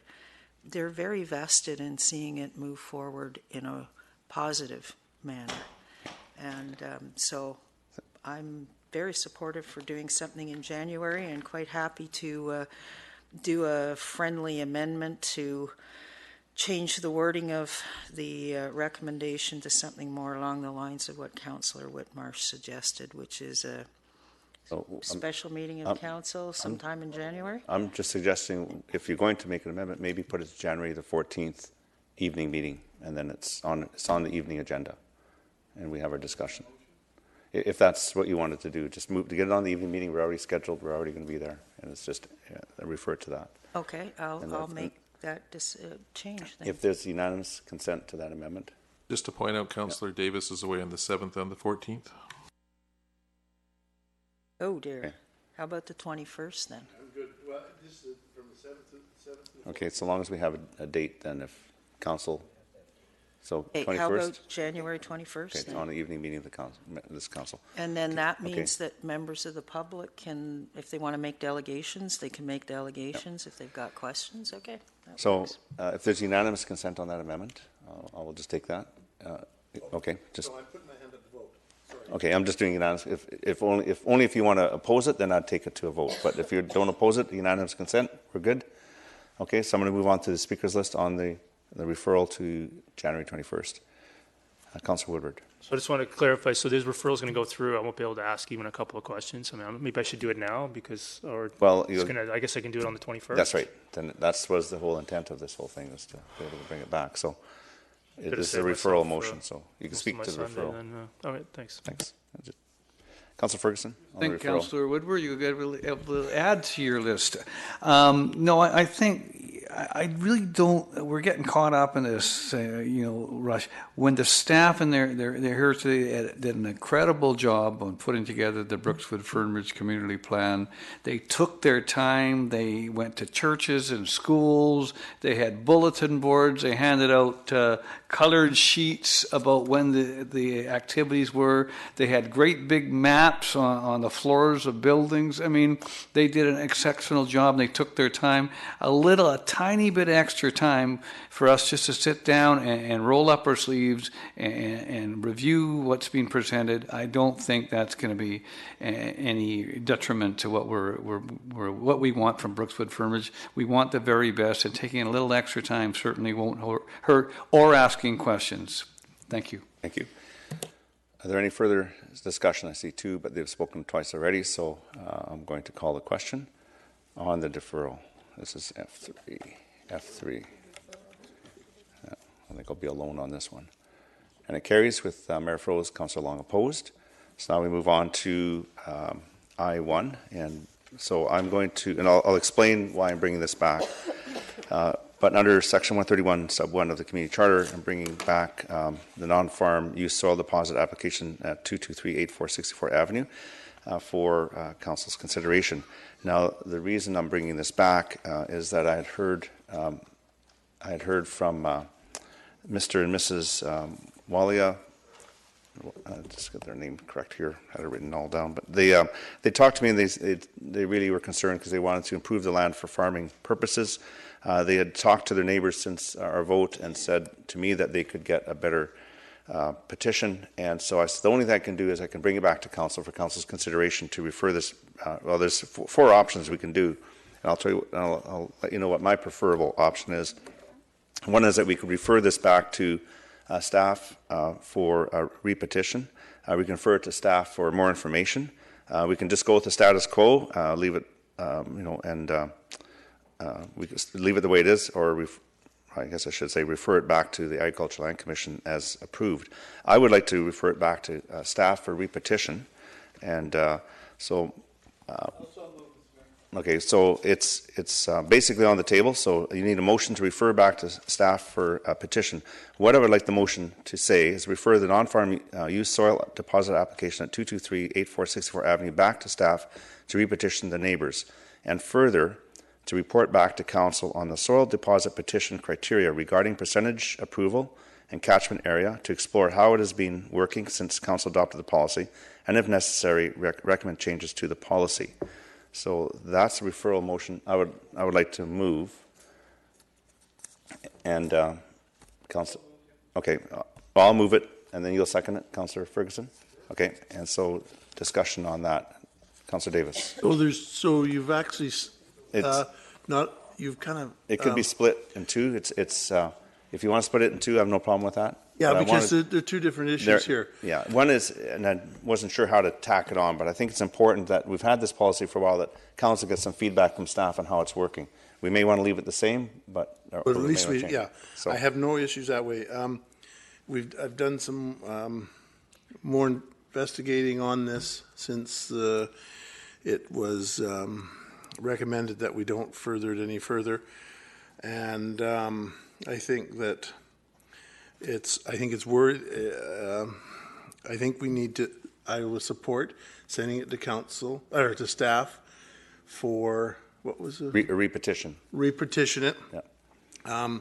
There was like 232 mailed out, and they only received 40 or 45 back. So I think that this could be it could change things. And in the report that we've failed, if there are some low spots in that piece of property, and if they say they're just bringing in the 1,400 truckloads, and if they're just trucks, it can raise the piece of property not that much. So I think that I would support this repositioning. Thank you. Thank you. Councillor Arneson. Yes, thank you, Worship. I understand your sentiment. However, I do see this as something, and I'm glad it's been divided as a motion. We're setting a precedent by doing this, and I'm always very reluctant to reconsider things without compelling new information. I've not spoken to the proponent. I did see the information in the staff report. And I would note, through your Worship, I guess to staff, it would have been the case that at any given time the applicant could have withdrawn their original application upon their concern that they may not have passed the threshold. Is that correct? Mr. Backen. That's correct, Your Worship. Just anecdotally, it does seem to me that there is money that's involved and resources in repetitioning. And so I wouldn't want to do this in a manner that is not, done without due consideration. Thank you. Councillor Long. Your Worship, I'm pretty comfortable with the policy we have, because what it says is, yes, we petition, but council has a discretion to make an adjustment based upon the results of the petition. And normally, if there's been over 50% supportive of the number of people that have responded, we can still put that through. It's the same with traffic calming and everything else, I believe. So, but in this particular case, you've got 53% opposed, so I don't understand how it would qualify to come back. And if you want to keep repetitioning until you get the answer that we want, well, I don't think that's appropriate either. I think if it was close, I'd be happy to support it. If it was 50-50 or 49-51, but there's three more people that responded were against it than were in support of it. So I still think council has that prerogative. If it feels that there's other factors or other things to consider, it can certainly approve it. So I'd prefer to see that happen than repetitioning. I don't think repetitioning is a good use of staff time. So that's the motion. I can't support that. But if it had a higher percentage of people positively responding, I think we should just make the motion to go ahead. But that's not the case. Thank you. Councillor Richter. Yeah, I agree with Councillor Long. I mean, it was quite clear that 53% opposed this. It was a small portion of the ballots that were returned, which means that it's not a real burning issue in the community. And I think 1,400 single truckloads of dirt coming into a community will be a burning issue. So I'm glad we've divided this. I can't support the first part, but I will support the second part of reviewing the policy. Thank you. Councillor Woodward. Mr. Mayor, would you be okay with deferring the decision on repetition prior to getting some information from staff or presentation on the status of the policy? It's been some time. Maybe have a review, or not a formal review, but a very informal revisit of the policy prior to calling the question on a repetition, because it seems to me 47% is pretty definitive. But if there is some new information or there is some rationale, perhaps we can review that in early January prior to discussing or formalizing a decision on a repetition potential. Because I read the report and I don't see any reason to revisit it either, but maybe there is a reason to revisit. Maybe the bar is set so high, maybe there is some leeway that we could look at if there's some desire to do that. But I think if it's going to be called right now, I wouldn't support a repetition. But I think if we're going to potentially look at the policy or get some informal discussion of the policy, maybe that would be appropriate to happen first. If you want Would that be helpful? Yeah, I think if you want to make an amendment, as I said, one of the options was to refer to staff for information. So prior to maybe formalizing the reconsideration of the repetition, would that be acceptable? Yeah, so possibly just changing the motion to refer the non-farm soil deposit back to staff to provide further information regarding this application, and then prior to council approving a repetition of the neighbors. Prior to the discussion. Yeah. Or you could change the motion, or you could simply move a deferral of Part A until after Sure. Part B. But my intent is that, I don't really want, if there's some new information or some discussion of the policy, let's review that prior to making the decision on a repetition. So do Part B first. Yeah, the that would be policy, my then come back suggestion. and do Part A. Okay, so that amendment, no, I have no problem with that. So any discussion on the amendment? And the amendment, just to be clear, I'll get it read out, is to... So the motion was effectively divided by the direction of the chair. That's right. And the first part is effectively calling for repetition.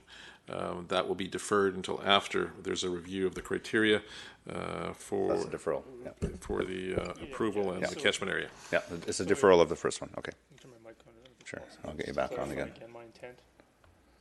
Yeah, so the intent was, I think the mayor mentioned that there was potentially some desire to discuss how the policy is working or not working.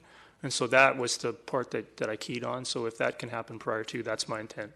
Okay, thank you. Councillor Kunst?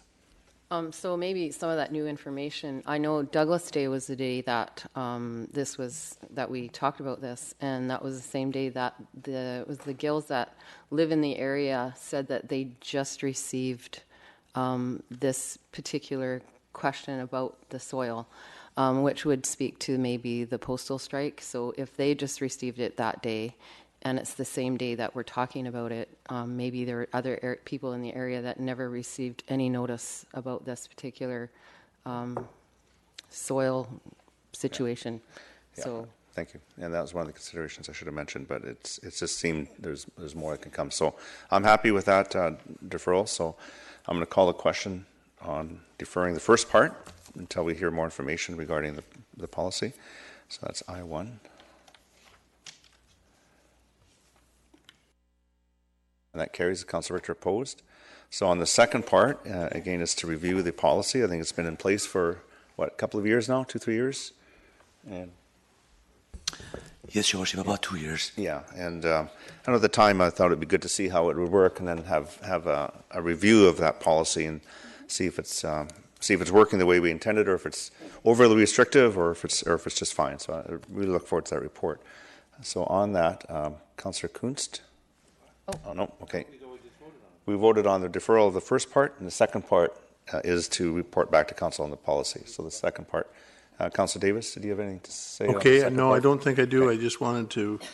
Yeah. So what So this is we're just voting on. This would be for staff to report back to council on the soil deposit petition criteria regarding percentage approval and catchment area, to explore how it has been working since council adopted the policy, and if necessary, recommend changes to the policy.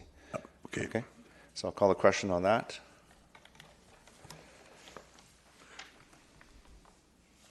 That carries unanimously.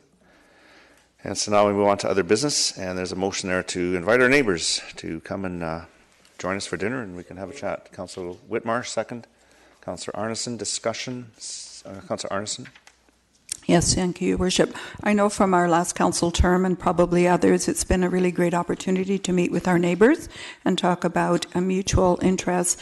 I thought I would like to add to our dinner meeting schedule the Kwantlen and the Catesy representatives when they're able to come to join us. Okay, so would you like to add an amendment to that to include the Kwantlen First Nation and the Catesy First Nation? Okay, so we can do that by unanimous consent, that amendment? Okay, thank you. So with that, I will call the question on J1.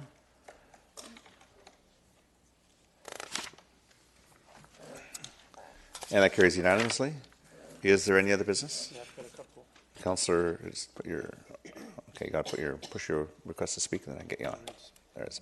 Councillor Woodward. I have a couple of real small ones that I can maybe just get done now.